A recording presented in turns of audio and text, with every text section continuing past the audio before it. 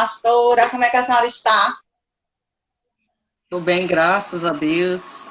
Estava aqui antes da nossa live, aqui orando a Deus, falando com Deus, e Deus ministrando muita coisa no meu coração. E no decorrer aqui da live, eu quero ter oportunidade de falar para os irmãos e para você também, aqui que o Espírito Santo colocou no meu coração, amém? Amém, amém, que coisa E, boa.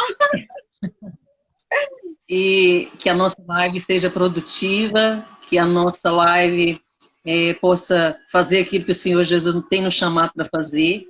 O Espírito Santo colocou no meu coração que nós somos remidoras geracionais, né? O nosso trabalho aqui, Vânia, não é só para as pessoas que estão na internet, Deus quer alcançar muitas pessoas através desse trabalho, né? Que nós estamos fazendo. É um trabalho que a gente está começando como formiguinha, né? Aos nossos olhos naturais, a gente está achando que é muito pequeno, mas é algo que Deus quer fazer grande, é algo que Deus quer nos usar para curar, para restaurar a vida de muitos homens, de muitas mulheres. Deus quer nos levar a fazer como ali Moisés, ele teve um princípio, né, de libertador, mas Deus não ficou só em Moisés, Deus entrou com o povo na nação de Canaã, né, na terra de Canaã, através de Josué. Então, Josué introduz, a gente liberta as pessoas, mas a gente não pode só libertar, a gente tem que introduzir essas pessoas num lugar de bênção, num lugar de restauração, e foi isso que o Espírito Santo colocou no meu coração. E você não está aqui por acaso, nós não estamos juntas por acaso, Deus tem uma grande obra a realizar através das nossas vidas, e muitas mulheres vão se chegar a nós para nos ajudar nessa obra. Amém. Muitas pessoas vão se chegar a nós com as suas ferramentas diversas, né? Porque esse trabalho vai ser um trabalho muito grande que Deus vai fazer e vai nos usar, para a honra e glória do nome dele. Amém. Amém? Amém, pastor. Amém. Vamos orar ao Senhor, vamos colocar essa live diante da presença de Deus. Vamos. Aleluia, Jesus. Pai, muito obrigada por nós estarmos aqui mais uma vez reunidas na sua presença, Pai. Nós não estamos aqui por acaso, Senhor Jesus. Nós estamos aqui para um propósito. Senhor Jesus, o Senhor não une pessoas, o Senhor une propósitos. E nós temos um propósito aqui nessa noite de fazer a sua vontade. Pai, no nome do Senhor Jesus, o Senhor veio para essa terra para nos apresentar o Pai.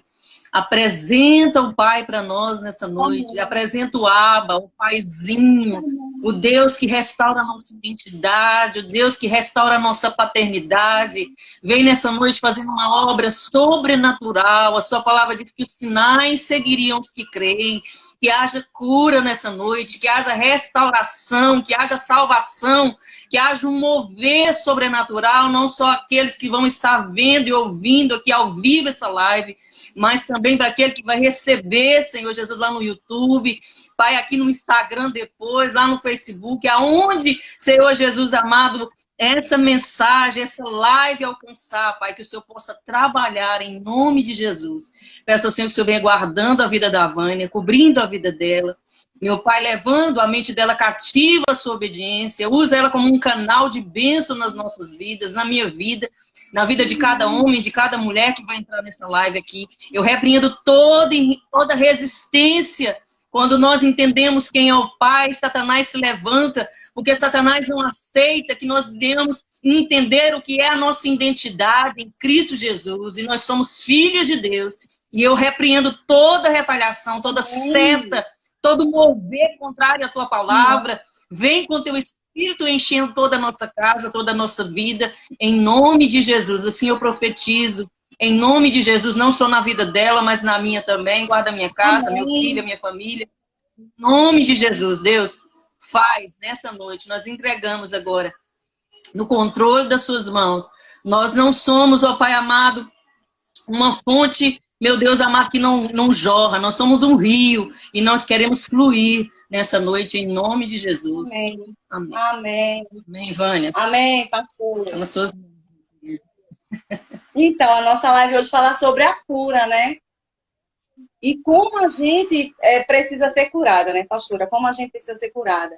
E aí, hoje, a proposta foi trazer a cura nos relacionamentos abusivos. Então, assim, eu tenho visto, né, nos outros canais que as meninas, elas são muito boas cientificamente, são ótimas, maravilhosas, assim.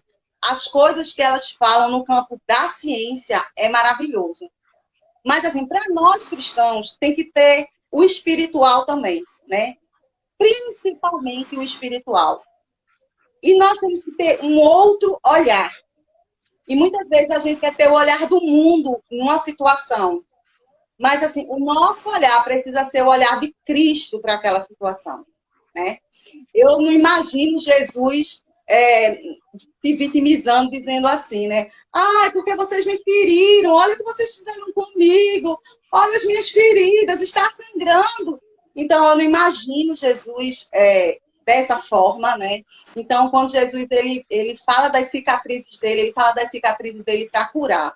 Então, que a gente use as nossas cicatrizes para a cura de outras pessoas, tá? Então, assim, como eu disse, eu vejo as meninas, elas têm um conhecimento científico maravilhoso, né? Muitas são psicanalistas e fala realmente nos outros canais. Mas me parece assim, que fica muito naquela questão da raiva, do ódio, do rancor, do que o outro me fez, do que o outro me fez, na vitimização, né? Aí algumas pessoas fazem, mas Vânia, eu não sou vítima. Você está dizendo que eu não sou vítima daquela pessoa que me abusou. Você é vítima da pessoa que te abusou, você é vítima daquela família que você veio, você é vítima das suas escolhas, né? Mas uma coisa é eu ser vítima e outra coisa é eu ficar me vitimizando. São duas coisas diferentes, né? Algo pode acontecer comigo, por exemplo, eu perdi meu celular e realmente eu fui para a praia um tempo desse, eu perdi o celular e quando foi à tarde, eu disse, eu vou precisar do celular para fazer alguma coisa. Aí eu fui, comprei o celular, passei ele em 10 vezes, né? Mas aí as pessoas ficam, porque eu perdi meu celular. Porque eu perdi meu celular. Porque eu perdi meu celular. Então, assim, eu acho que tudo é a forma que a gente olha as coisas. Aquele meu celular já estava velho, eu estava precisando de outro. Né? E só tinha uma forma de eu me livrar daquele celular, eu perder aquele celular. Então, meu celular hoje é bem melhor do que aquele. Então, quando a gente fica nesse papel de vítima, arrastando corrente, né? Porque a outra pessoa me fez isso, outra pessoa. A gente não sai daquele campo espiritual negativo. A gente fica na frequência das trevas. E é justamente sobre isso que eu quero falar, né? Sobre mudar essa frequência para a gente sair das trevas, para a gente entrar na luz.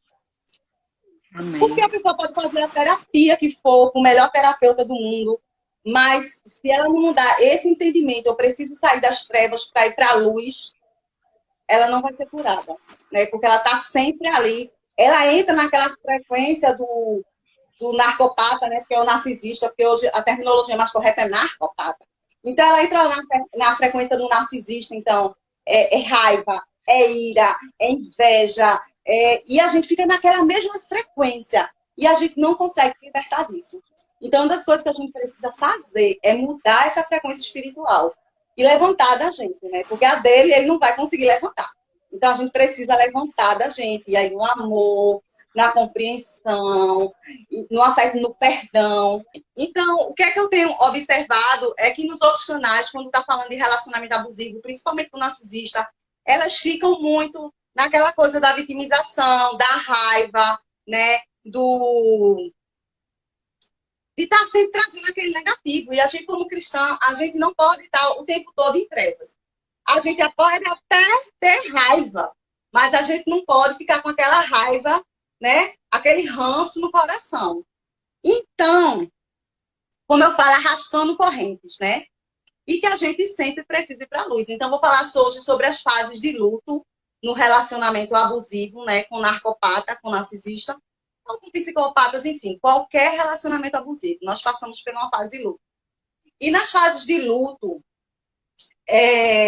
são 5 etapas e vai depender muito da personalidade da pessoa, como a gente vai passar por essas fases de luto ou não. Tem pessoas que vão ficar na primeira fase, que é a negação, durante 30, 35 anos. Tá? Eu vou explicar cada fase, tá bom? Então, assim, a fase de luto é um mecanismo de defesa nosso para a gente trabalhar as nossas perdas. E dentro dessa perda tem o luto, tem o divórcio, tá? Só que o que eles contestam assim, como o maior índice de dor é o luto. E o segundo, o divórcio. Porém, no relacionamento abusivo, os cientistas, eles dizem que a dor é muito maior, porque é a dor da nossa própria morte. Então, somos assim que nós nos sentimos. A gente morreu naquele relacionamento porque a gente não perdeu só outra, a gente se perdeu naquele relacionamento porque a gente entrou naquela simbiose, né? E entrando nessa simbiose, a gente passa não só a ter o luto do outro, mas a ter o nosso próprio luto. Então, as fases do luto são 5 fases. A gente também pode ter luto porque perdeu a empresa, porque perdeu o trabalho, enfim. Não é só perda de relacionamento, de pessoas, mas eu vou me atentar à fase do luto no relacionamento abusivo, tá? Então, na fase do luto no relacionamento abusivo, a gente passa primeiro pela fase de negação, que também é chamada de fase de isolamento, que é quando a gente começa a justificar que ele não é abusivo, ele não é abusivo. Ah, é porque ele está com o financeiro com problemas. Ah, é porque, já escutei isso, né? Ah, é porque no trabalho dele é muito trabalho, tem que ficar muito sobrecarregado. Ah, é porque ele é alcoólatra, né? Como ele é alcoólatra, ou veio de uma família muito disfuncional. Então, assim, essas atitudes dele são justificadas. E quando a gente entra nessa fase da justificação das atitudes do abusador, né? A gente está em plena negação. E a gente começa a se isolar porque a gente não quer que as outras pessoas vejam e a gente começa a se justificar e querer justificar o outro. Ah, não, é porque ele me machucou, foi porque ele estava nervoso, né? Ele estava muito nervoso. Eu também não sou uma pessoa fácil, né? Eu tenho uma personalidade assim bem difícil e a gente começa a se justificar. O ideal é que essa fase toda, que são as 5 fases, a gente passe em 1 ano. Porém, tem pessoas que podem ficar 35 anos na negação, né? Negando que aquele relacionamento não é abusivo, negando que aquele homem ele não é um psicopata, que ele não é um narcopata, né? Ele não é. Ele não é porque ele veio de uma família disfuncional, é porque ele está agindo igual o pai, é porque você age igual ao seu pai, né? E a gente tenta querer ser a psicóloga do outro, né? Então, depois que a gente passa por essa fase da negação, a gente entra na fase da raiva. E nessa fase da raiva é quando a gente começa a ler algumas coisas, né? Sobre os narcisistas, ou como se fala, os narcopatas, né? E a gente começa a ler sobre eles, a gente começa a ver vídeo, a gente começa... O Espírito Santo manda a gente, que é do nicho, né, cristão, o Espírito Santo manda, né, pra gente, a gente começa a entender. E aí a gente fica com muita raiva. A gente fica com raiva da gente, porque não percebeu que aquele outro era um abusador, né? Que aquele outro, ele era um narcisista, e a gente fica com raiva do outro, porque aquele outro fez aquilo com a gente. Só que tem pessoas que ficam nessa fase de raiva durante anos. E é isso que eu estou percebendo. Tem pessoas que ficam nessa fase de raiva, né? Durante anos. E passa 1, 2, 3, 4, 5, 6, 7, 8, 10, né? E a gente que é cristão, a gente não pode ficar nessa fase de raiva. A gente precisa correr logo para uma outra fase. E que muitas de nós corremos, que é a barganha ou a negociação. E a gente começa a orar. A gente fala com o nicho cristão, né?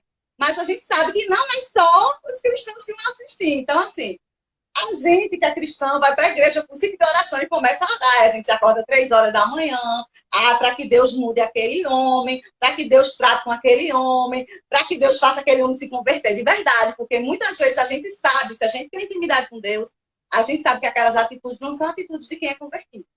Então, para que aqueles homens venham a se converter, para que aquele homem venha a se arrepender. E a gente pode passar muitos anos nessa fase de barganha. Tem mulheres que passam 30, 35 anos orando. Eu já escutei isso dentro da igreja.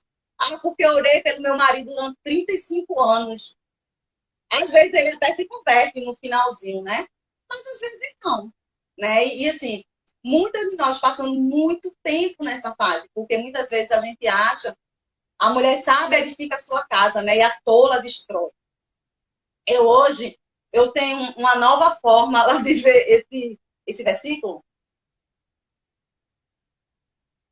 né? E a gente acha que é falta de oração, a gente acha que a gente não está sendo sábia, a gente acha que a igreja cobra isso da gente, né? Que a gente não está cuidando do nosso lar. É de Deus, há quanto tempo eu não te vejo, beijo? E a gente acha que a culpa é da gente. Quando, na verdade, aquele homem que a gente se casou, que a gente está com ele, ele é um abusador. Então, aquele homem bate, aquele homem machuca. Muitas vezes esse homem está no nicho, né? No nicho do sagrado, como a senhora fala, pastora.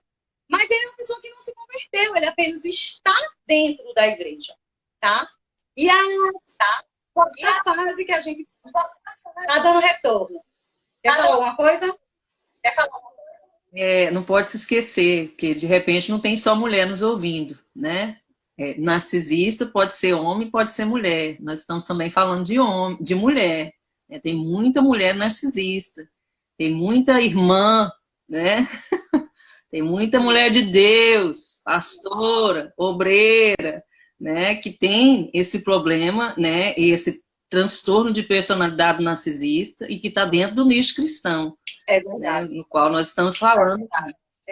Depois nós vamos entrar nesse assunto da espiritualidade que vai nos ajudar nesse tratamento. Mas não podemos esquecer que narcisista está em todo lugar. Onde tem gente, tem narcisista. Né? E aí, como a senhora falou, de não poder esquecer, eu já ia esquecendo. Né? Então, dependendo da nossa religião, a gente vai fazer as barganhas. Então, vamos dizer que a pessoa, se a gente é cristão, a gente vai orar, né? Vai pedir a Deus, a gente vai dizer que vai mudar, que a gente vai trabalhar mais na obra, que a gente vai ser uma mulher mais sábia, que a gente começa a fazer as barganhas, né? Que a gente vai fazer missões. Mas aí as pessoas de religião africana, né? Eles vão começar a fazer os pactos, fazer os despachos. Gente, então, assim, dependendo da sua religião, né? A gente vai buscar naquela religião aquela barganha com o outro, porque a gente acha que o problema é nosso, o problema não é dele, né? O problema é nosso e a gente quer trazer esse problema para a gente, né? E aí, gente, vai depender muito da religião da conduta. Um católico, ele pode acender vela, e ele vai para a romaria, e ele faz promessa, e deixa o cabelo crescer. Então, assim, a gente vai barganhar, a gente vai tentar negociar com o espiritual, para a gente cristão, com Deus, né? Para que aquele homem, ele melhore. E a gente realmente faz isso. Tem mulheres que passam 30, 40 anos nessa fase da barganha. Depois vem a fase da depressão, que a maioria das pessoas passam, dizendo que uma pessoa pode passar pelas 5 fases do luto. Ela pode passar por todas as fases do luto ou não. Ela pode sair pulando algumas etapas. Ela pode passar mais tempo em uma, em outra. Então, assim, na fase da depressão, que eu costumo dizer que é o começo da cura. É muito doloroso, porque a gente já tentou tudo e nada funciona. Nada funciona. Então, a pessoa começa a se deprimir, porque a pessoa começa a ficar frustrada por todos os sonhos, né, que a pessoa fez, por todos os projetos, e a gente tenta de tudo, mas a gente não consegue. Então, a gente entra nessa fase da depressão, que para mim é o começo da cura, que é quando a pessoa diz, não, eu preciso de uma ajuda. E é justamente nessa fase da depressão que as pessoas procuram psiquiatra e a terapia. Porque as pessoas sabem que tem alguma coisa errada ali. Até porque a perda do relacionamento com o narcisista, ela é totalmente diferente de outras perdas anteriores, né? Dos outros relacionamentos que a gente teve. É uma dor, mas é uma dor da nossa morte também. É mais do que a dor da perda do outro, é uma dor da nossa morte. E aí a gente precisa ressignificar isso. A gente que é cristão, a gente precisa ressignificar isso. Pode ser uma dor da minha morte, sim, mas pode ser uma dor da minha nova vida. Né? Porque Jesus, quando ele morreu na cruz, eu tenho certeza que ele não gostou daquilo que ele passou. Mas no terceiro dia ele ressuscitou. E a gente consegue ressuscitar. E a gente ressuscita muito mais bonita, muito mais atraente. E atraente como pessoa, né? Porque a gente começa a entrar na nossa essência. E aí, quando a gente passa pelo processo de depressão, a gente entra na aceitação. É aceitar que a gente fez uma péssima escolha, é aceitar que nós temos problemas para resolver lá no passado, é aceitar que nós temos traumas, que nós precisamos ainda se curar, é aceitar que a gente veio de uma família disfuncional e tem dores dentro de nós que a gente precisa tratar, né? E aí é quando a gente encontra a nossa essência. E a nossa essência é encontrada nessa fase de aceitação. Acontece que muitas mulheres elas ficam muito tempo em fases como negação ou como raiva do outro, né? A culpa é sua, a culpa é sua, a culpa é sua, né? Fica muito tempo na fase da barganha ou fica muito tempo na fase da depressão. Então, o segredo é passar por todas as fases ou pelas aquelas fases que o seu psique ele precisa passar da melhor forma possível e com maior consciência que precisamos sair dessa fase para entrar na fase da aceitação.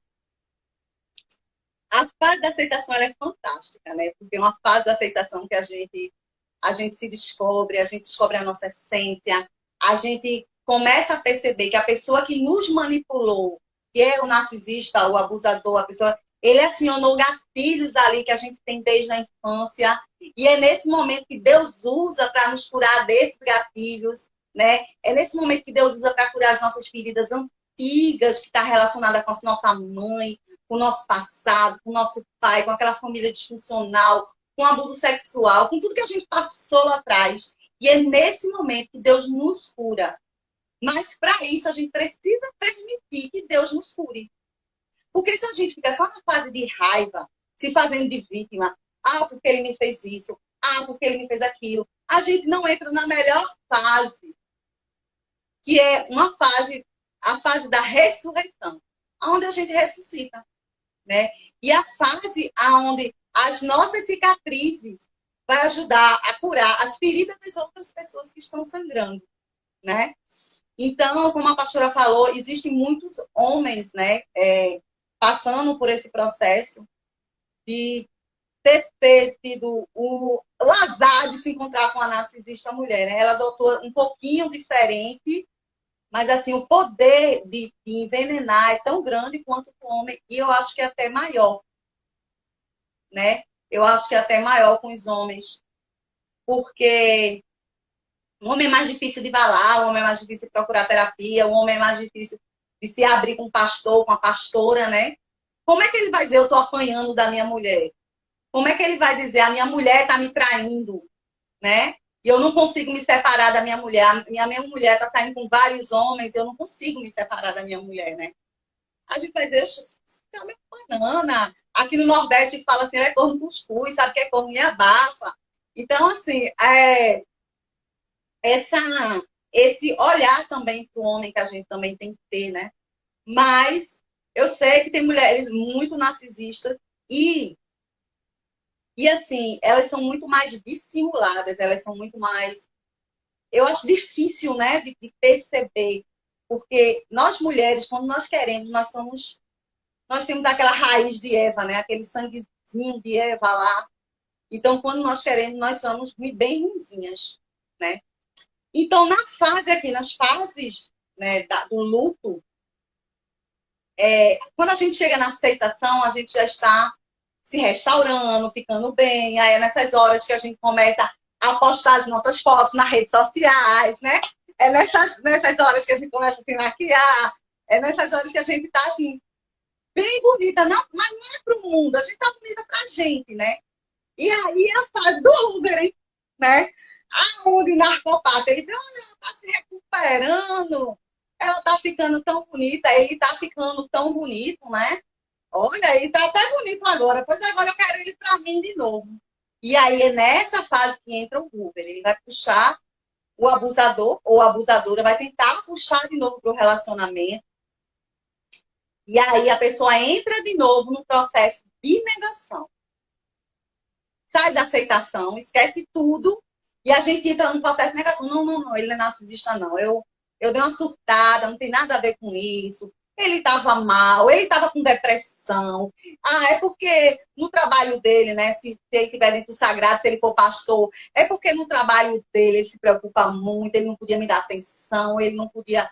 Porque tem tantas pessoas para ele se preocupar, né? Como é que ele ia se preocupar comigo? Então, assim, é nessa fase que acontece o Hoover. Então, é nessa fase que a gente tem que ter muito cuidado, porque eles estão de olho para puxar, né?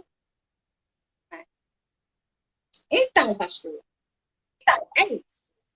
E o interessante, você está falando aí da tal da depressão, né, que o outro tem, e que é de forma assim, usando as armas que eles têm de manipulação, né, eles vão voltar com essa conversa, né, e já implantaram isso, essa semente na mente da mulher, na mente do homem, falando que o problema dele é a depressão, é o problema lá com o pai, com a mãe, os traumas, né, e aí, dentro desse processo de negação, assim, vai ser tremendo, né? Para ele poder fazer esse sugar novamente. E aí, sugar a pessoa de novo no ciclo do abuso. E você, por incrível que pareça, né? Todas as mulheres que me procuram para mim orar por elas, eu vou dizer 90%, todas elas falam a mesma coisa. Pastora, ora por mim, porque o meu namorado, o meu marido, o meu crush, né? É o meu não sei o quê, está depressivo. Ele está muito depressivo, pastora. Então, a senhora ora por ele, e eu falo assim, mas aí o que é? Por que dessa causa dessa depressão? Não, porque ele me pediu um tempo. Então, ele me pediu um tempo, e é porque ele está depressivo, ele me pediu um tempo por causa disso. Né? Se eu tiver com muita paciência naquele dia, eu vou explicar toda a situação para aquela irmã para ver se ela entenda, né? Mas tem dia assim que eu não estou com muita paciência, né? Aquela irmã já veio com aquela conversa milhões de vezes para mim, falando a mesma coisa, sempre com esse negócio de negação, né, dela mesma, de não perceber que o problema está naquele homem que não quer relacionamento com ela, que já mostrou até de forma calada, não falou nada, só pediu esse tempo, não falou que não gostava dela, não falou que, né, não falou nada, simplesmente falou que não, que pediu um tempo. E ela vai se culpar, né? Não, de repente ela está com problema por causa de mim, eu vou estar orando, né? Então vamos orar, pastora, por ele, para ele melhorar, e aí a gente volta. Né? Você vê que aí como é que, né? Tem gente que não entende sobre o transtorno, é o momento da educação, né? Que está dentro aí também desses momentos, dessas fases do luto aí, que é o momento da educação, que quando a gente tem a intuição e o Espírito Santo dá o discernimento para a gente, e a gente vai para a internet e Deus abre o nosso entendimento, a gente vê um tanto de testemunho de pessoas que passaram pelo mesmo que a gente passou, vê aquelas mulheres falando, né, os homens, os psicólogos, psiquiatras, terapeutas, falando tudo o que aconteceu com a gente, mostrando tudo que o narcisista faz, que a narcisista faz, aí você começa, né, a entender, não, realmente eu estava dentro do relacionamento abusivo e eu tenho que me decidir sair daqui. Aqui ficou ruim. Né? Igual você falou, tem gente que vai ficar um ano. Tá ruim? A Nádia está falando aqui, a internet aqui ficou ruim, pastor. A Nádia está falando aqui. Ficou ruim. Deixa eu ler aqui, é bem interessante. O meu já veio dizendo que estava depressivo. Queria parar o contrário para fazer algum tratamento. E hoje estamos em processo de divórcio depois de 2 anos. Então, assim, é bem verdade, né, que a palavra diz que Jesus ele veio para os doentes, então a gente tem que entender que esses doentes, aonde é que estão os doentes? Dentro das igrejas, né? Mas que lá é um hospital. Eu acredito muito nisso, que a igreja é um hospital. E que lá tem pessoas que são muito doentes, né? Tanto de corpo, quanto de alma, quanto de espírito. Mas nós estamos ali para ser tratados, né? E não para continuarmos doentes. Nós estamos ali para sermos tratados, né? Deixa eu ver se alguém escreveu mais alguma coisa. Lourdes colocou assim, meu Deus, hoje mesmo eu pensei assim. Eu não sei o que ela estava falando antes, né? Então, assim, a gente tem que ter muito cuidado nessa fase, que é uma fase que a gente está se cuidando, numa fase de aceitação, que a gente está melhorando, né? Que a gente está se tratando, porque se tiver o Hoover, nós voltamos para a mesma fase de negação de novo. E aí a pessoa para a terapia, para as conversas pastorais. Não, ele não tem problema, não. Eu não estava muito bem e tal. E isso é muito prejudicial para a cura. Eu acho que o grande problema é justamente que as pessoas elas têm muito problema de ver a realidade, né? Eu percebo isso, as pessoas elas fogem da realidade, mas assim, em todas as áreas. Né? Elas têm muito problema de lidar com a verdade. E eu acho que o grande problema da igreja, né, da libertação da própria igreja, é essa, porque o Senhor conhecer a verdade e a verdade vos libertará. Mas as pessoas elas não querem a verdade. E aí, quando você fala a verdade, é porque você é dura, é porque, né? É porque você. A gente, a única coisa que liberta a gente, a única coisa que vai nos libertar é a gente ver as coisas como as coisas são. Porque se a gente não vê as coisas como as coisas são, a gente não é liberta. Então, assim, eu acho que se as pessoas realmente conhecessem o Senhor Jesus, como o Senhor Jesus falava antes, a gente lesse, né, de verdade, com um entendimento espiritual, a gente ia ver que ele não é assim, as coisinhas que ele falava, não eram umas coisinhas assim, tão florzinha, tão bonitinha, não, né? Ele não falava essas coisinhas tão lindinhas, não. Ele falava coisas muito duras. Quando ele chega para aquela mulher e diz assim, a mulher lá do poço, e ele diz assim para ela, cadê seu marido? Né? E ela fala assim, naquela época, escândalo isso, cadê seu marido? Eu não tenho marido. Bem verdade, né? Você já teve 5, e esse último que você tá não é seu marido.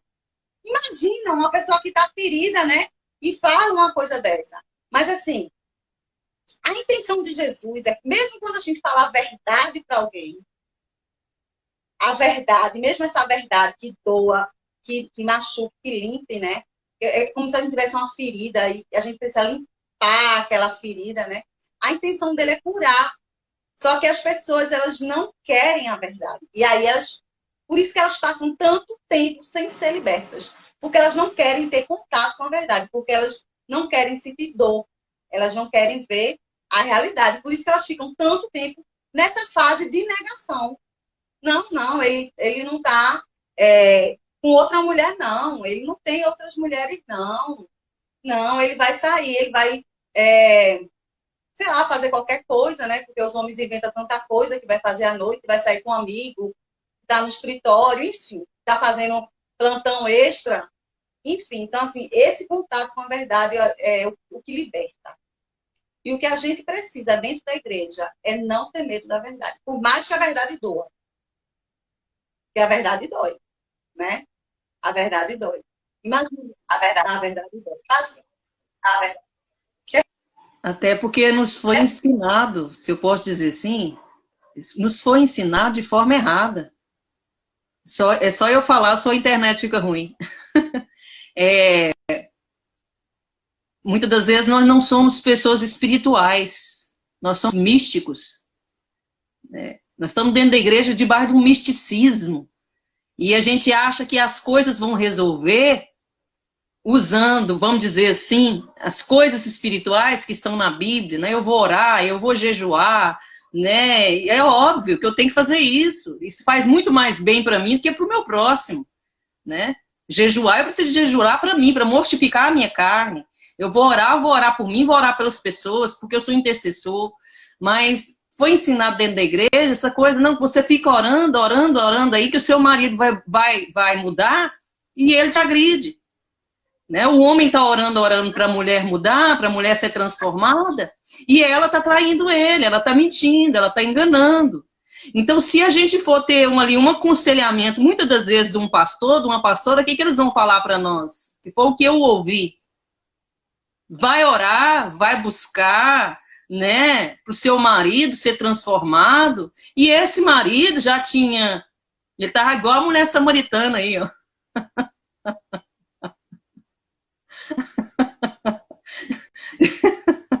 Tinha três, né? Tinha três suprimentos secundários, né? Então, pelo amor de Deus, né?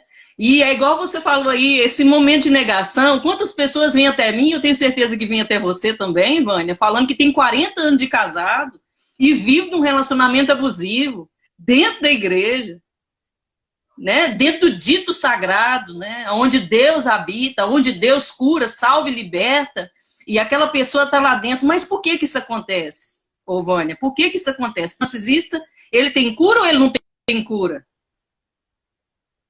Ô, pastora. Vamos usar essa palavra cura aí para o crente entender. Assim, O narcisista tem cura? Tem como o narcisista mudar o comportamento dele? pastora, Tem como o narcisista mudar a forma dele pensar? Fala pela ciência. Fala pela ciência. É assim. Pronto, elas falam. É assim. A senhora liga seu áudio, é porque dá retorno aqui, seu áudio.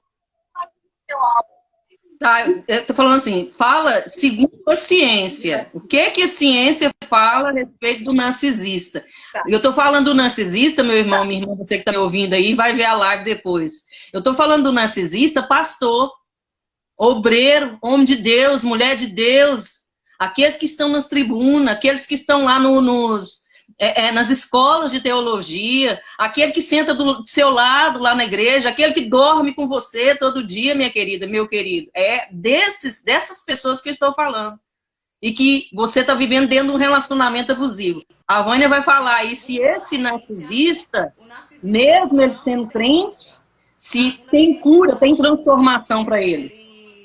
Se partiu algo nele na infância, né? Ele se fechou. Deixa eu um potinho, né? Segundo a ciência, o narcisista não tem cura. O que é que aconteceu com o narcisista?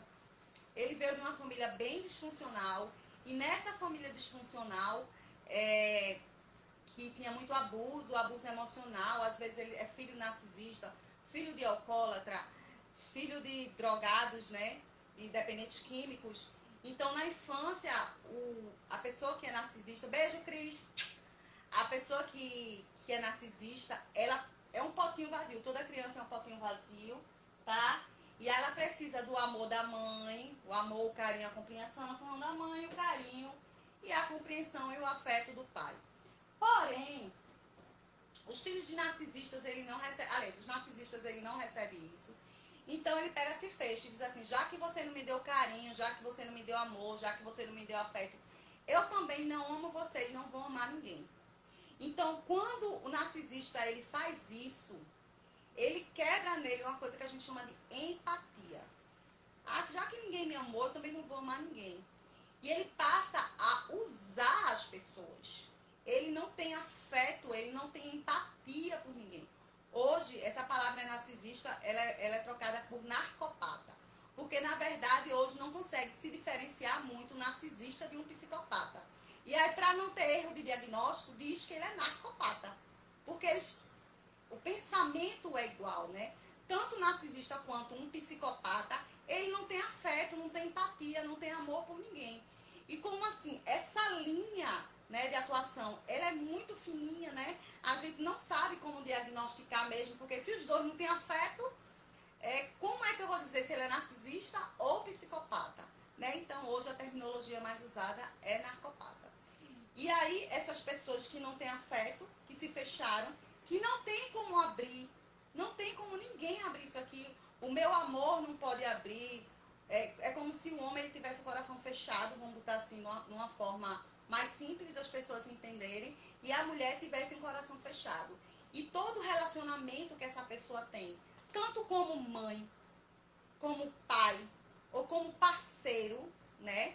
É um relacionamento de uso do outro. Eu uso o outro para aquilo que eu quero. Então, o narcopata, por exemplo, ele usa a esposa. Então, ele vai escolher uma esposa bonita, ele vai escolher uma esposa inteligente e ele vai escolher uma esposa que ela tenha muita luz, né? para que ele possa tirar proveito dessa mulher, né? E aí uma mãe narcisista ou um pai narcisista, ele vai usar os filhos para aquilo que ele quer. E por isso que às vezes acontece também tanto o abuso sexual, porque eles não têm empatia, eles não têm amor por ninguém. E aí, como eu já falei em outra live, isso tem uma graduação de 1 a 10.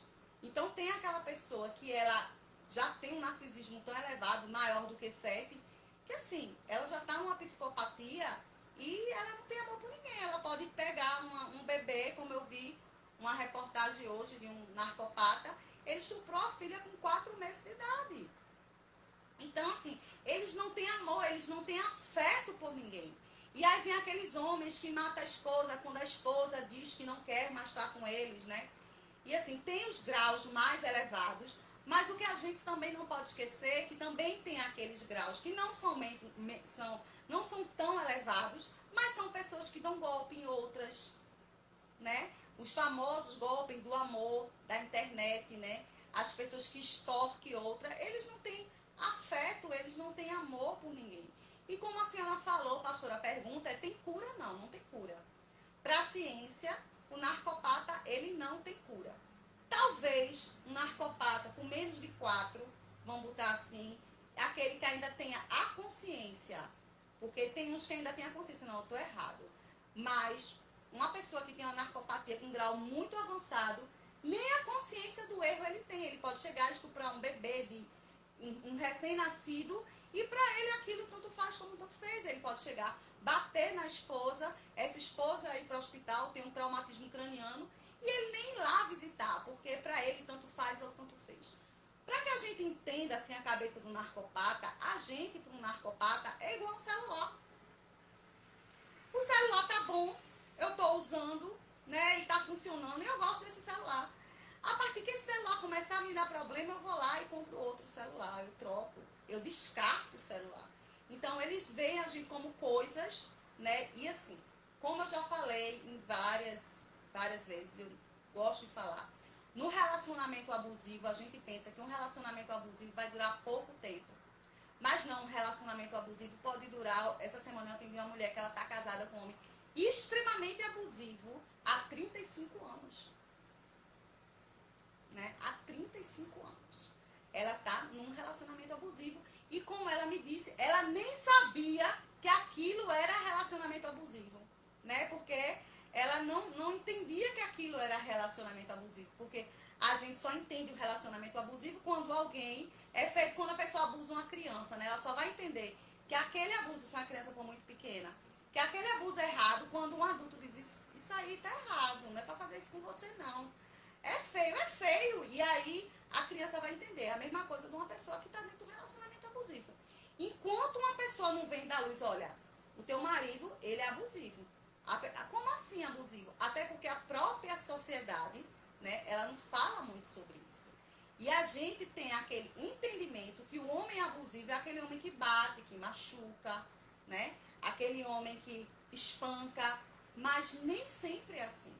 Nem sempre ele vai bater, vai espancar, ele vai fazer coisas às vezes muito sutis que só os dois percebem, né? Que só os dois percebem. Então, eles são altamente destrutivos. Num relacionamento normal, existe uma construção aonde eu quero construir o outro, né?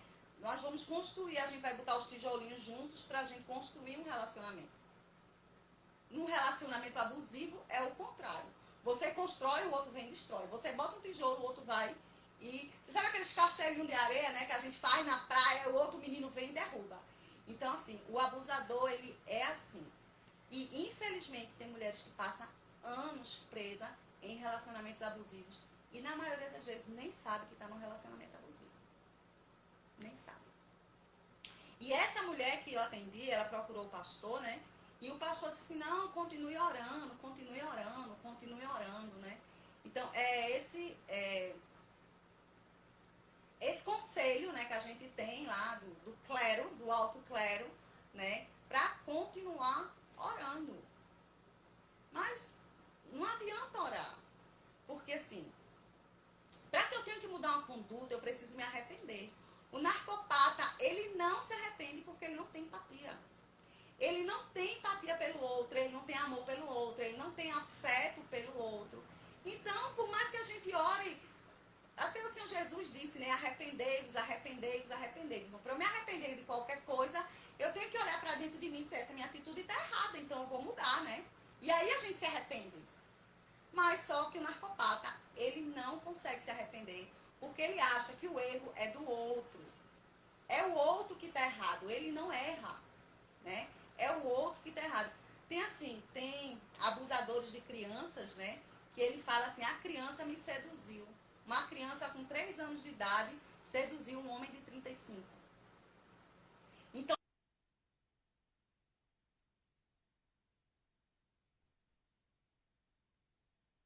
né? E hoje eu estava vendo uma entrevista, eu fiquei...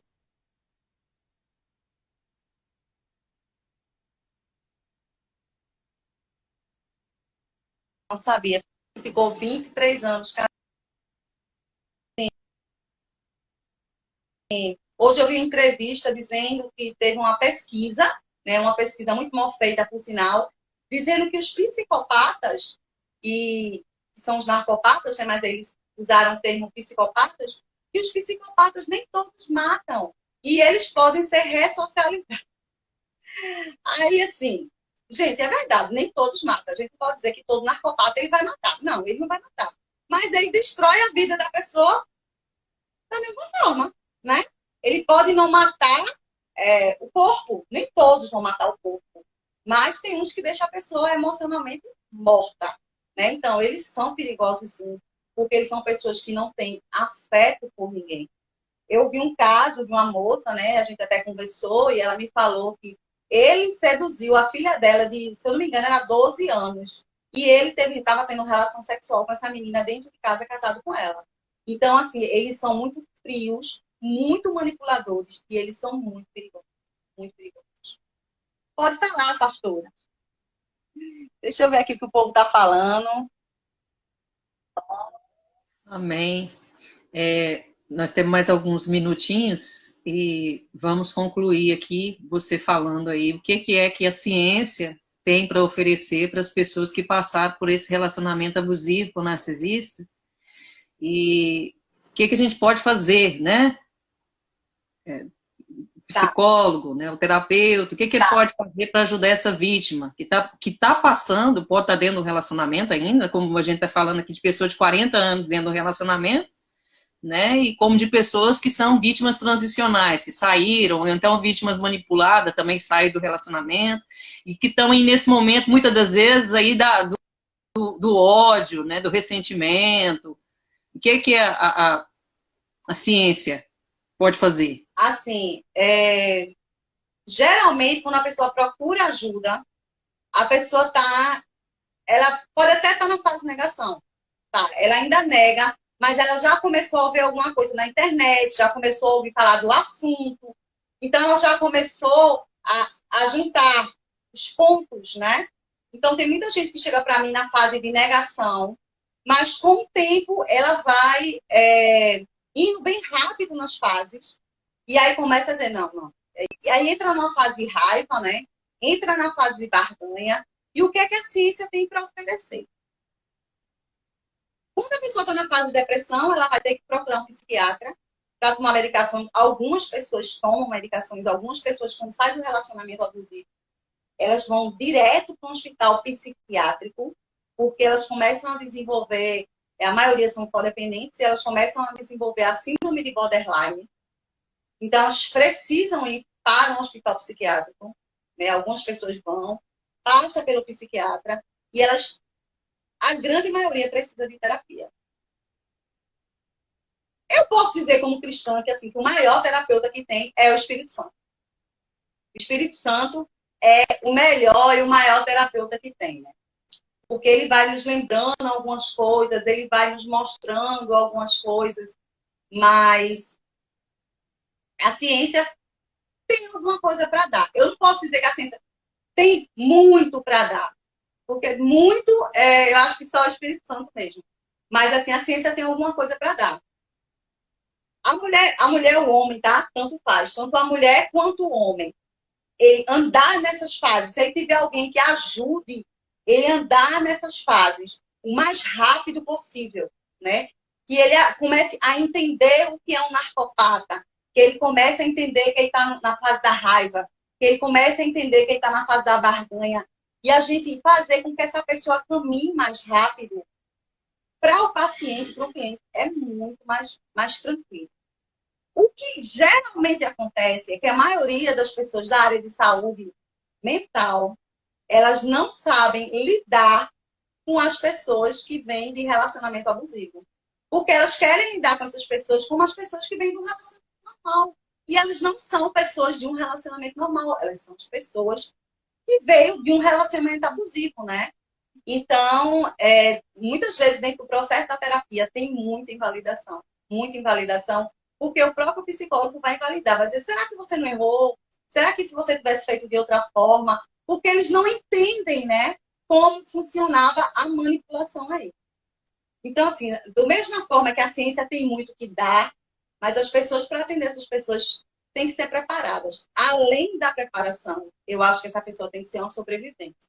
Porque essa pessoa pode olhar com o outro com muito mais empatia e compaixão e entender aquele outro, né? Porque a gente já passou por todas as fases, fase de negação, fase de raiva, fase de barganha, fase de depressão, fase de aceitação. E a gente, quando vê a pessoa, vai dizer, não, sei que ela está na fase de negação, vamos deixar ela passar na fase de negação. E a gente começa a caminhar com o outro. Eu digo assim, pastora, que quando a pessoa sai de um relacionamento abusivo, ela está com uma casa muito suja. É uma pessoa que passa assim 1 ano sem limpar a casa e está numa casa muito suja, muito bagunçada. E ela não consegue arrumar, porque ela está com uma bagunça interior muito dentro. Uma bagunça interior, né, muito grande. E aí, tanto espiritualmente, a senhora ajudando espiritualmente, como dentro da psicologia, da terapia, né, a gente ajudando, é como se a gente fosse lá e ajudasse ela a faxinar aquela casa, né? E colocasse as coisas no lugar e fosse mostrando a pessoa, olha, existe um caminho para você, você pode sair disso, né? E aí, quando ela começa a olhar para dentro de si, começa a se organizar, tá? Então, acho que o nosso papel é esse, é ajudar as pessoas a se organizar para sair desse cativeiro, porque é um verdadeiro cativeiro, né, que a pessoa se encontra. Né? Porque a pessoa está casada com alguém que quer prender a pessoa naquele relacionamento, mas assim, da pior forma possível, né? Destruindo a pessoa, né? Destruindo. Deixa eu ver o que é que Nádia botou aqui. Exatamente, essa revelação que o Senhor me deu e o encantamento. Lourdes coloca, já que não sente amor, era para não encantar a gente, fazendo crer no amor deles. Pois é, Lourdes, mas assim, na verdade, como eles não sentem amor, é muito fácil manipular, né? É muito fácil eu manipular alguém quando eu não tenho um afeto. É muito fácil a manipulação. É muito fácil uma pessoa manipular a outra quando a pessoa não é empata, não tem empatia. Então, eu posso chegar e inventar uma história bem bonitinha, e aí a pessoa vai se condoer com aquela história, e aí eles ganham muito da gente, porque eles sempre vêm com uma história muito triste. E quando a pessoa conta uma história triste pra gente, a gente tem pena. E no momento que a gente tem pena de alguém, a gente derruba toda a nossa fortaleza. Veja, se eu estou na rua e uma pessoa me pede dinheiro, se uma pessoa pede-me dinheiro e conta uma história, né? Pensando, não, porque eu estou com meu filho passando fome. Se eu tiver pena, eu abro a bolsa e dou meu dinheiro àquela pessoa. Então, eles sempre contam história e muita... Para a gente ter dó, para a gente ter pena, para a gente abrir, né, como é que eu posso dizer? Para a gente tirar os números de proteção que a gente tem dessas pessoas, né? Aliás, de todas as pessoas que querem... Vânia, você não percebe, porque você é uma mulher de Deus, eu sou uma mulher de Deus, e a grande maioria que nos segue lá no canal, segue você, que caminha com a gente, estão dentro desse nicho, né? Posso dizer assim, evangélico, cristão. Sim. E para nós, eu posso falar assim, sem medo de errar, é muito mais difícil, né? Até uma redundância muito mais difícil, de nós lidarmos com essa situação. O que nós religiosos, nós aprendemos assim, a observar muito mais os dons e talentos do que o caráter. É ou não é? Quando um homem se apresenta para nós dentro da igreja, a gente já fica deslumbrada pelaquilo que ele está fazendo, né? Sim. Mas o narcisista, ele é muito persuasivo nessa da religião, ele vai lá usar os dons, ele vai usar os talentos que o próprio Deus dá para essa pessoa, porque Deus não revoga dom e talento. E essa pessoa vai ser muito usada. Se eu estou à procura disso, de um homem de Deus, ele vai me encantar mostrando que ele é um homem de Deus.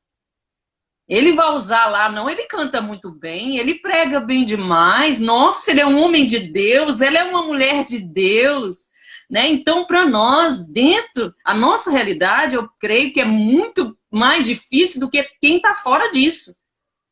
Até mesmo para nós, quando nós vamos nos separar, né? O divórcio, Deus odeia o divórcio. E não tem como mudar isso, tem? Não tem como. Deus vai continuar odiando o divórcio, sendo com um psicopata ou não sendo, ele vai continuar odiando o divórcio. Mas Deus também odeia um homem agressivo. Deus também odeia uma mulher abusiva. Né? Deus também odeia o adultério. Sim. Então, para nós, eu creio que é uma dificuldade tão grande da gente detectar realmente se essa pessoa é de Deus ou se não é. Por isso que eu tenho mudado as minhas pregações. Eu não gosto muito de gente que já chega lá naquela coisa mostrando que é muito espiritual, né, e dando seus giros, seus negócios dos mantas aí, profetizando. Eu já fico com medo desse tipo de gente, sabe? Eu já gosto que já chegando mostrando logo quem é, que é muito melhor, né? Então, tem muita coisa que nós estamos aqui nessa terra aplaudindo, através dos dons e talentos, mas que Deus lá no céu não está aprovando, não está aplaudindo. Porque não está mostrando que aquilo lá é de Deus, aquilo lá não é produzido dentro do caráter de Cristo, né?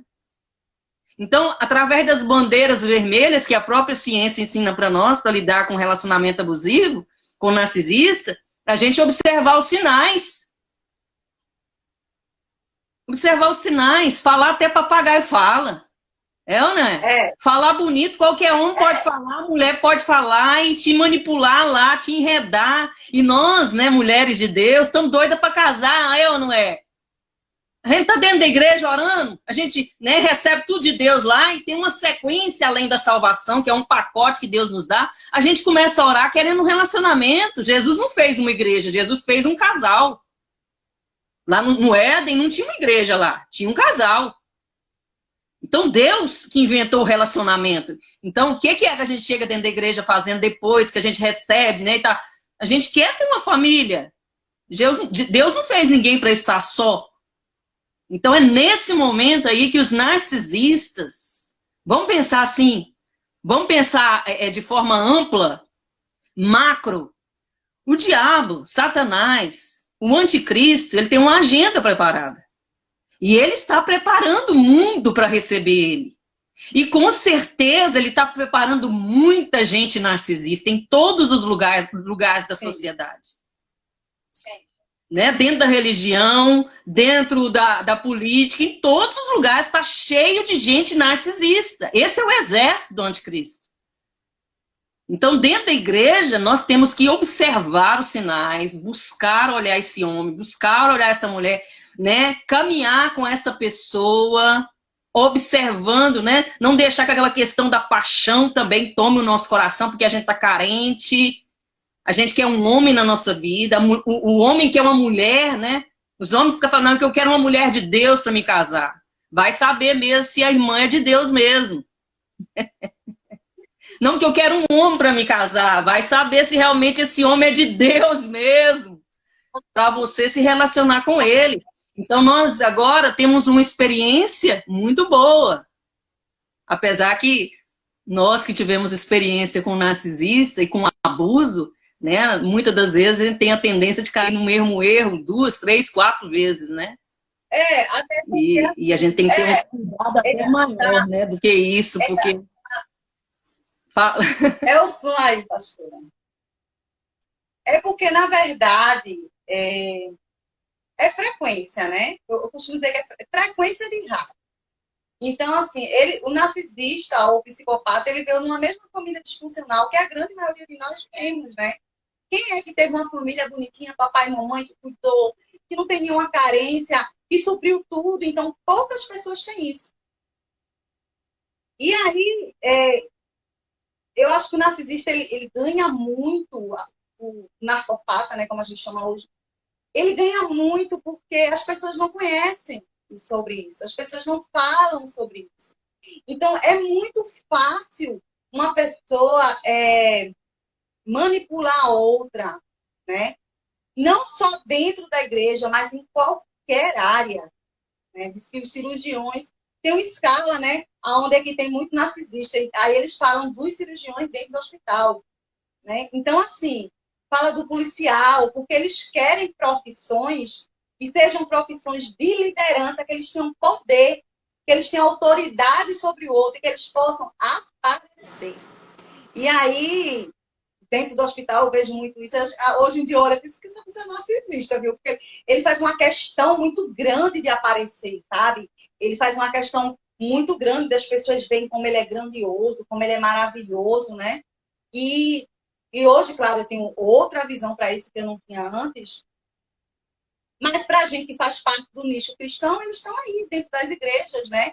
E eles não querem cargos. E aí é o grande problema. O narcisista, ele não quer um cargo, assim, da pessoa que vai limpar o banheiro. Porque ele quer um cargo que esteja acima. Porque ele precisa aparecer. Ele precisa ser validado. Ele tem uma necessidade muito grande de ser validado pelas pessoas, né? E ele precisa ser validado o tempo todo. As pessoas precisam dizer o quanto ele é bom, o quanto ele é maravilhoso, o quanto ele é inteligente. O tempo todo. Parece que ele tá um balde assim, todo furado, né? E ele precisa ser validado o tempo todo. E uma mulher que se casa com um narcisista, ela cansa, né? Porque ninguém consegue estar validando uma criança, né? Porque se comporta como uma criança o tempo todo. Ai, como você é lindo, como você é maravilhoso, como você... Né? Eles precisam dessa validação.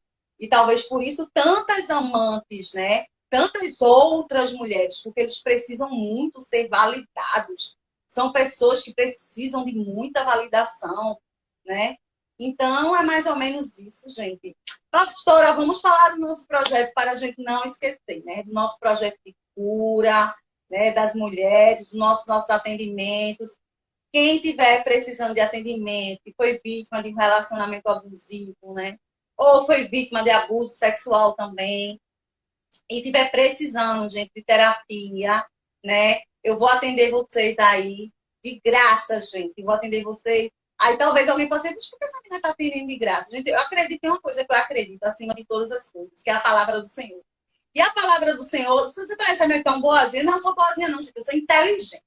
A palavra do Senhor diz assim, ó, tudo que eu me plantar, isso ele sei fará. Então, tudo que eu plantar na vida de vocês, eu vou estar colhendo.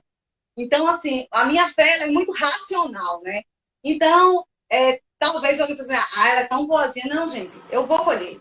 De uma forma ou de outra, eu vou colher, porque é isso que diz a palavra. Então, se você estiver precisando de ajuda, você me procura no meu Instagram, Vânia Cristina 789, me procura lá no direct. Ou procura a pastora no Instagram dela, né? E quando você me procurar, você vai dizer, é porque eu vi você na live da pastora, e você disse que as pessoas que precisavam de ajuda. E aí eu vou cuidar de você, né? Eu, junto com a pastora, a gente vai cuidar de vocês com todo amor e todo carinho, porque a gente acredita, né, que essa é a nossa missão, de cuidar de pessoas, né? De cuidar, de libertar, de curar, né? Então é isso. Pode falar, pastora, pode abrir seu microfone. Eu quero acrescentar algo aqui, né? Como você falou, que tudo volta, né? É um plantio, nós estamos plantando e a gente quer colher, né? Óbvio. E eu já vi pessoas querer um atendimento tendo condições financeiras para isso. Eu acho que não cabe para nós aqui, né? A pessoa tem uma condição financeira de estar pagando uma psiquiatra, uma psicóloga, uma terapeuta, né? Que ela pague, que ela vai atrás, né? De estar fazendo esse tratamento com uma pessoa que tem. E deixa o lugar para quem não tenha condições. Sim. Nós estamos falando para esse tipo de gente que não tem condição de pagar uma terapeuta, que não tem condição de pagar um psicólogo para ouvir, né? Para falar na vida dele, para falar na vida dela, já foi em tudo quanto é lugar, já buscou auxílio do pastor, da pastora, ninguém resolveu, né? De repente até se medicando sozinha, que eu fiz isso por muito tempo da minha vida, me mediquei sozinha, porque não tinha com quem falar, com quem me expressar. E outra coisa também, que eu queria que as pessoas que fossem nos procurar entrassem nas nossas redes sociais, vai lá para o YouTube, curte, compartilha, caminha com a gente. Porque tem aquela história também, minha irmã, de repente a pessoa tem uma igreja. Ela tem uma igreja, ela tem um pastor que ouve ela, que fala na vida dela. Ela tem terapeuta na igreja dela. E muitas das vezes ela vai nos procurar, sabe para quê? Para querer que a gente dê a resposta para ela daquilo que ela quer ouvir. Né? Ela quer ouvir, não, divorcia. É isso que ela quer ouvir. Ele quer ouvir, não, divorcia. Não, quem está me avaliando. Demais. Você deve ter experiência de quantas pessoas te procurou para você falar para elas se elas deviam ou não divorciar, se o relacionamento deles era abusivo ou não, se essas pessoas eram narcisistas ou não. Então, nosso papel aqui não é este, de falar para a pessoa, não divorcia. Eu não sou Deus. Né? A gente tem que aconselhar segundo a palavra de Deus. Pelo menos é o meu pensamento, Vânia. Eu aconselho segundo a palavra de Deus. Da mesma forma que ninguém não chegou em mim e falou assim, ó, divorcia. Deus me tirou de um ambiente, me colocou num lugar para me ouvir só Ele. Né? E nessa coisa do divórcio, eu ouvi Deus. Eu e Deus. Eu não coloquei essa responsabilidade no meu terapeuta, no meu pastor, para o meu pastor falar para mim, não, você deve divorciar. Aí vai incorrer naquele erro lá de Eva, né? Culpar a serpente e Adão culpar a Deus. Foi essa mulher que o Senhor me deu. Foi o Senhor que fez mal para mim. Então eu não quero estar nesse papel de Deus, de falar nada na vida de ninguém dessa situação, né? Então, entra nas redes sociais da Vânia, vai lá, ela tem um canal. Qual que é o seu canal lá no YouTube, Vânia? A Chave da Leoa. Depois a Vânia vai deixar o link aí da Chave da Leoa. Entra lá, compartilha, caminha. Né? Eu vi um youtuber, eu achei ela muito interessante, porque ela não é cristã. E ela colocou lá um link lá, ajudando outros youtubers, né? Outras pessoas que são formadas em conteúdo, né? A entrar lá e ela ia divulgar, ajudar essas pessoas. Eu tenho certeza que o meu YouTube lá cresceu em um mês com 600 e poucas pessoas, não foi por acaso. Tem uma irmã aqui que eu esqueci o nome dela. Deixa eu voltar aqui para me lembrar ela aqui. Que tem o dedo dela aqui em muita coisa que aconteceu aqui no meu canal. E de muitos aqui que estão aqui, que entraram lá, compartilharam o conteúdo. E aí, por que me deu essa possibilidade de chegar até a Vânia? Porque alguém compartilhou o vídeo. Não foi verdade? Então, as pessoas só vão conhecer o trabalho, as pessoas só vão entender aquilo que nós estamos fazendo, só vão nos ajudar nesse crescimento, né? Que nós vamos ter Mais Que Vencedores, que chama o nosso grupo de apoio lá no Facebook. Lá nós temos um grupo lá no Facebook, né? Que vai dar esse apoio, lá tem conteúdo falando sobre esse assunto, e lá você vai entrar, você vai marcar lá o seu horário com a Vânia, e vai ter essa terapia, essa conversa e esse auxílio da ciência e também espiritual, porque ela caminha junto com o Cristo para fazer a obra que Deus chamou ela para fazer, né? E nós vamos caminhar aí, nós vamos tirar lá, né? Saquear o inferno aí, né? Tomar essas vidas que estão na mão do diabo aí e colocar na posição que Deus quer que elas fiquem. De serem também remidoras como nós. Nós estamos fazendo o papel aqui de Boaz. Nós estamos remindo a vida das pessoas. É o papel de Jesus. Nós vamos remir. Nós vamos usar as ferramentas que Jesus nos deu para curar essas vidas. Para que essas vidas possam estar fazendo o que nós estamos fazendo aqui. Então, é ou não é? A intenção, como a senhora falou, não é a gente não está mandando as mulheres se separarem, né? Na verdade, a gente tenta organizar a cabecinha dela para que ela, com a cabeça organizada, ela toma a decisão, né? Elas decidam, né? O que elas vão fazer da vida dela. Né? Então, assim, a intenção é essa, né? Que elas decidam o que vão fazer da vida delas, porque como a vida é delas, né? Então elas é que sabem o que elas têm que fazer com a vida delas. E a gente está aqui, assim, para ajudar elas a organizar a casa. Só isso, mas a decisão é sempre delas. Só isso. Né? É isso. Mais alguma coisa? Não, pastor, eu acho que é só isso mesmo. As pessoas que estão aí na fase de aceitação. Muito cuidado com o Wolverine, né? Então, se a gente tem uma terminologia aqui dentro do programa que quem nunca passou por um relacionamento abusivo não está nem entendendo o que a gente está falando. Mas é as pessoas que passaram, estão aí na aceitação, que já estão aí se reencarnando. Tenha muito cuidado com o Wolverine, muito cuidado com o Wolverine. É isso que eu digo a vocês. Tenham cuidado. Depois nós vamos marcar aí uma live só para falar sobre o Hoover, né? Sobre esse falso perdão lá do crocodilo, né? Que vem querer tragar a gente de novo para dentro do relacionamento abusivo. Eu posso falar de experiência própria que eu caí, né, muitas vezes. Então eu creio que é uma experiência boa que a gente pode contar depois. O Wolverine, é verdade. Colocou a Nádia, botou aqui, tenho decidido por mim mesma, também sobre esse ponto no divórcio. Então, assim, Nádia falou uma coisa muito interessante, assim, quando a pessoa decide pelo divórcio, a pessoa que está no relacionamento abusivo, que está com narcopata, é essa decisão que a pessoa faz. Ou ela vai ficar com ele, ou ela vai ficar com ela. Com os dois, ela não vai poder ficar, né?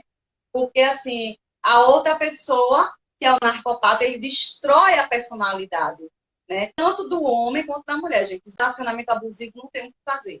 Eu me lembro que quando o meu pai, né, batia na minha mãe, colocava ela assim embaixo dos pés de coco, porque a casa tinha uns pés de cocos assim, e ele colocava, e quando ela decidiu, né, se divorciar, ela fez uma decisão por ela mesma, né, e ela fez uma decisão assim na força, na garra mesmo, né, porque naquele tempo, uma mulher com 4 filhos, né, há mais de 40 anos atrás, aquilo foi um escândalo, estavam começando a falar de divórcio, né? E naquele momento ela fez uma decisão por ela mesma, ela foi muito corajosa e ela foi contra todo um sistema, né? Ela fez, não, vou escolher a minha vida. Porque o meu pai, como eu já falei em outras lives, né? Meu pai tinha esquizofrenia e a casa era muito conturbada, né? E minha mãe, ela não teve esse apoio que hoje a gente está dando a essas mulheres, né? Tanto o apoio espiritual quanto o apoio emocional. E a gente, como a pastora falou, a gente não está aqui para destruir casamentos saudáveis. A gente está aqui para ajudar pessoas que estão em profundo sofrimento emocional casadas com pessoas que são narcopatas, né? E, infelizmente, essas pessoas também estão dentro da igreja, né? Como o nosso nicho é um nicho cristão, e essas pessoas também estão dentro da igreja. Então, aparentemente, são casamentos que aparentemente são muito bonitos, mas só quem sabe são as pessoas que estão convivendo ali dentro, né? Eu costumo dizer assim, que quando o casamento é bom, a mulher ela floresce. A mulher ela fica mais bonita, a mulher ela fica mais encantadora. Então, assim, quando a mulher casa e ela murcha, alguma coisa está errada aí. Porque ninguém murcha ao casar, né? A gente não murcha ao casar, a gente floresce. Então, se a pessoa não está florescendo ao casar, alguma coisa está errada nessa história. E, pastora, se ela quiser falar alguma coisa, eu acho que deixar que eu passe a noite toda conversando, né? Amém. Eu quero encerrar aqui lembrando algo que eu preciso fazer todos os dias, Mateus 6, verso 12, 13, né? O Senhor vai falar a respeito da constituição do reino e é uma prática que Jesus ensinou, e ele ensinou um modelo de oração, e dentro desse modelo de oração, ele fala a respeito de perdoar os nossos devedores. Sim. Né? E nós, enquanto ficamos batendo nessa mesma tecla, nessas fases aí, principalmente não sabendo lidar com o perdão. O perdão faz muito melhor para nós que estamos perdoando do que para o nosso agressor, né? E o Senhor ainda diz mais, ele fala que aquele que não perdoa não é perdoado. Então, nós também temos situações na nossa vida que nós precisamos de ser perdoados por Deus. Então, perdão é uma decisão e deve ser diária. Eu falo que todos os dias eu peço perdão a Deus, né? Porque eu posso até acrescentar uma questão aqui muito importante desse perdão aqui. E quantas mulheres e quantos homens culpam a Deus? Quebrar o seu relacionamento com Deus depois de um relacionamento abusivo. Porque acham que Deus permitiu aquela situação. né? Deus não quer o mal de ninguém, Deus não quer que a gente sofra, que a gente sinta dor, mas é uma decisão minha e sua, é uma decisão da pessoa estar ou não dentro daquele relacionamento abusivo. E se relacionar com essa pessoa que vai ficar nos devendo, né? Porque ele nos tira tudo. Então a gente fica nessa cobrança de Deus, nessa cobrança de nós mesmos, esperando muitas das vezes um perdão do narcisista. Quantas passam a vida esperando um perdão? Eu estou esperando ele me validar. Eu estou esperando ele pedir perdão pela traição dele. Eu estou esperando ele me pedir perdão por tudo que ele fez. E passo uma vida falando essa frase aqui, eu estou morrendo de ódio. E realmente está morrendo mesmo. Quem está morrendo é a pessoa que está com ódio. Não é o outro. É como que se a pessoa bebesse um veneno e quem morresse fôssemos nós. Então eu e você precisamos hoje, se nós ainda não nos posicionamos para perdoar, seja em qualquer questão da nossa vida, seja num relacionamento abusivo, seja qualquer questão, se a gente não decidir hoje perdoar, a gente não vai conseguir caminhar. A nossa vida vai parar. Nós não vamos conseguir fazer aquilo que Deus chamou a gente para fazer, né? E eu creio que o nosso intuito aqui, dentro dessas lives, é fazer com que as pessoas cresçam, que elas sejam restauradas, que elas possam fazer aquilo que o Senhor Jesus colocou elas para fazer. Então, dentro desse processo aí que a Vânia falou, aí dessas etapas que a Vânia falou, dentro desse processo aqui, eu quero entrar com o espiritual agora e fazer você pensar nisso. Hoje é o dia, de repente, da sua libertação desse homem, a sua libertação dessa mulher. Você já saiu ali do relacionamento faz tempo, mas você não floresceu. Você está morto, como diz a Vânia. Decide ressuscitar, né? Jesus falou lá para Lázaro, que já estava 4 dias, né? Já tinha entrado em estado de putrefação. Ele mandou os discípulos e as pessoas que estavam ali tirarem as vendas, as coisas que estavam cobrindo, né? Que estavam igual uma múmia. Então, eu e a Vânia estamos te auxiliando a tirar essas coisas que estão te prendendo aí. E o Senhor falou para tirarem a pedra. Não falou para Lázaro tirar, falou para os discípulos tirarem a pedra, falou para as pessoas que estavam ali tirarem a pedra. Então nós estamos tirando a pedra, meu querido, minha querida, para você nessa noite sair desse lugar de morte que você está vivendo. Então, de repente, nessa noite o Espírito Santo vai fazer na sua vida, mas precisa de uma decisão sua, né, em decidir perdoar esse homem. Decidir perdoar essa agressão, decidir perdoar o imperdoável. Jesus estava do lado de 2 ladrões. E Jesus estava lá de frente dos seus algozes. Os algozes, ninguém vai para a cruz sozinho. Precisou alguém ferir Jesus. O narcisista foi usado para nos ferir? Foi. Essa mulher foi usada para te ferir? Foi. Esse homem foi usado para te ferir? Foi. Mas Jesus falou lá quando ele estava na iminência da sua morte. Ele falou, olha, perdoa, porque eles não sabem o que fazem. Você vai falar assim, mas o narcisista sabe o que faz? Sabe o que faz. Como eu e você também sabemos o que estamos fazendo. Então é uma decisão minha e sua, nesse dia, nessa noite, né, nessa live aqui que Deus preparou para você liberar perdão para essa pessoa. Aí você fala assim, eu já orei tanto e parece assim que nada aconteceu, né? O que está faltando dentro desse perdão aí? Você ressignificar as suas memórias.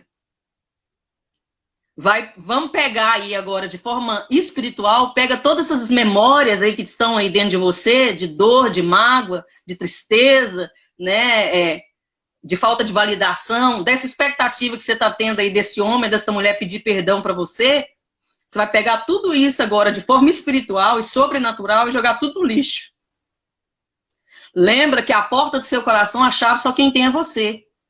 Deus está aí agora, Jesus está aí agora, batendo no seu coração. Perdoa, perdoa ela, perdoa ele, perdoa essa dívida, perdoa essa palavra mal falada, perdoa tudo que ele fez, perdoa tudo que ela fez. Aí você vai falar assim, mas perdoar gera dor mesmo. Você pode estar falando aí, eu não consigo, né? Porque se eu começar a fazer isso, vai ser um processo, já tentei, eu entro num processo de dor. Não, perdoar dói mesmo. A gente chora, né? A gente fica triste, porque a gente não quer sair desse lugar, a gente quer continuar na realidade se vitimizando, como a Vânia falou de princípio.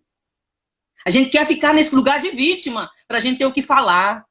Para a gente ter o que falar para as pessoas, não porque ele fez isso, fez aquilo. Nós estamos falando aqui de forma didática e de forma assim a produzir um conteúdo para te curar. Mas não é porque a gente está lembrando o que ele fez ou deixou de fazer, não. Não é, Vânia? Vânia está curada, eu estou curada, nós já estamos libertas, né? Nós já saímos dessa posição de vítima. Nós estamos aqui para ajudar você a se curar, para ajudar você a sair deste lugar. Em nome de Jesus. Amém? Se você puder ir na sua casa, fechar os seus olhos. Pedir o Espírito Santo de Deus para te trazer as memórias de tudo aquilo que está aí no seu coração, que você não está conseguindo jogar nesse lixo espiritual que eu falei para você. Faz esse momento aí. Vamos entrar neste lugar, né, que o Senhor Jesus nos ensinou, no lugar do perdão. Amém? Pai, no nome do Senhor Jesus, eu coloco cada vida que está aí nos ouvindo nessa noite. Eu coloco cada vida que vai nos ouvir depois desse conteúdo ser compartilhado. Espírito Santo de Deus, o trabalhar é do Senhor. É o Senhor que convence a cada um de nós a respeito do pecado, da justiça e do juízo. Pai, entra nessa casa, Senhor Jesus, aonde o diabo entrou, Pai, e trouxe mais 7 demônios. Entra nessa casa ferida, nessa casa magoada, nessa casa cheia de rancor, de ressentimento nessa noite. E vai fazendo uma faxina espiritual, Pai, no coração dessa mulher, no coração desse homem. Pai, essa mulher deseja a morte desse homem. Essa mulher deseja a morte dela mesma. Quantas vezes ela tentou suicídio? Nesse processo de libertação dela, ela está esperando o perdão desse homem. Ela não sai desse lugar que tem martirizado a vida dela. Ela acha que ela está enlouquecendo, ela acha que ela está ficando louca. Pai, no nome do Senhor Jesus, entra nesse ambiente, ó Pai amado, e cura. Liberta essa mulher, liberta esse homem nessa noite, em nome de Jesus.